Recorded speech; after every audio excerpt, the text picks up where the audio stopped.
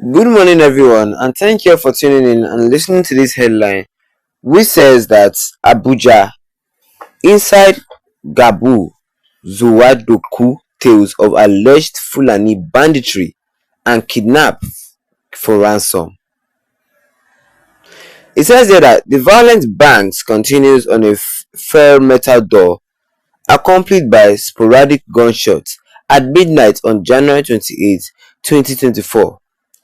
The door lost its grip from the concrete walls, and in a second, Henry Yahan, 32, saw armed men burst into their house and take him along with his father.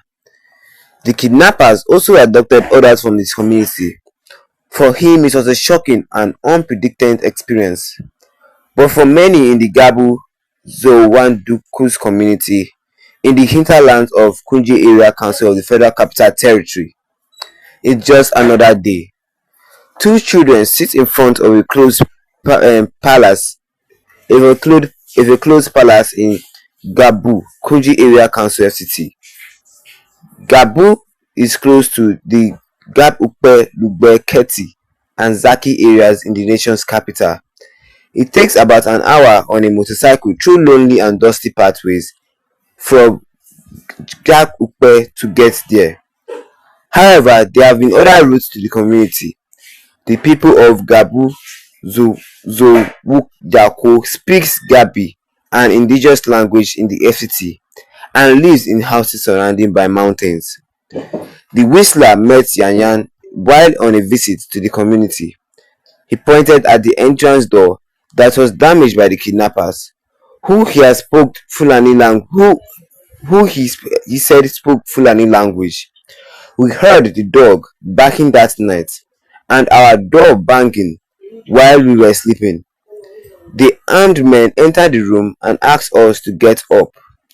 Henry Yanaha. When we asked why, they told us to keep quiet. They said they had been asked to come and kidnap us because we do not always listen. They asked us to wear our clothes and follow them. On the said day, the armed men, 6 in number, abducted Yanaha, his father, and 7 others at gunpoint using a house-to-house invasion tactic. 3 out of the abducted were visitors in the community who attended a burial earlier that day.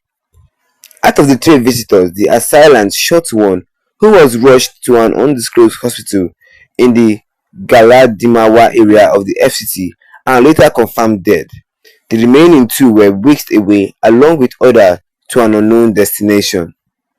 In the course of whisking them away, Bitrus Makada in his 40s attempted to escape, but he was insanely shot in his hand and back by the assailants. He did not survive the gunshots. His elder brother Adamu Makanda, in his 60s, was also killed after he told the kidnappers he was visually inspired and could not go with them. They thought he was lying. Yanana said at his point to this grave site of the deceased brothers. They were buried on January 29. Grave site of the Makada's brother instantly shot by kidnappers who invaded their community. Marian Adamu, 60, a wife of Adamu Makada, is still grieving the loss of her husbands.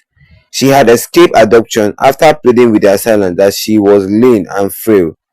The assailant, however, did not leave without cutting away the money she had in her bag.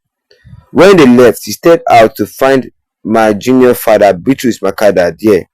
She thought he was pretending to be dead to avoid being kidnapped. She lifted his hand only to see blood everywhere, and he was already dead.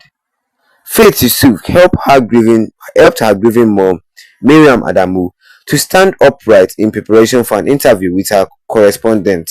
She also thought the kidnappers carried her husband Adamu Makanda away, but we later saw my dad's body at the back of the compound. Faith Yusuf, daughter of the deceased. The mother spoke to the whistler in Gabai while Yusuf interpreted in English. Ransom for survival. Having killed 3 of 9 abducted residents, the abductors left the night with 6 people, 4 men and 2 women, including Yanana. Their silence made him carry stolen alcoholic and soft drink on his head. The luggage included bread and other edibles chartered away from a store in the community.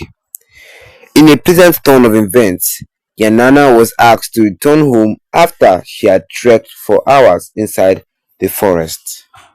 Well, that's not all, but what we can say concerning this headline, which says, Inside Gbau Zokwoyako, Tales of Alleged Fulani Banditry and Kidnap for Ransom. This is a story of tales of how Fulani people started kidnapping people for ransom. It says that the violent barks continues from a fragmented door, accompanied by gunshot. All what I read, all what I didn't finish was a story. It was a life story that happened in Gbau, in Gbau, Zo, in Gbau Zokwoyako. That is in Abuja. It's a small community in Abuja.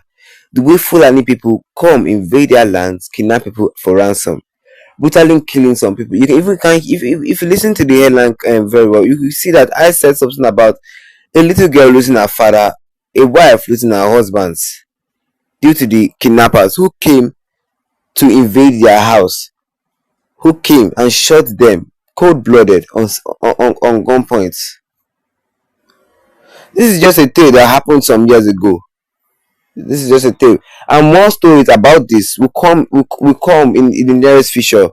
So don't forget to tap that subscribe button to subscribe to our channel, so as the notification bell, so that anytime we have any video like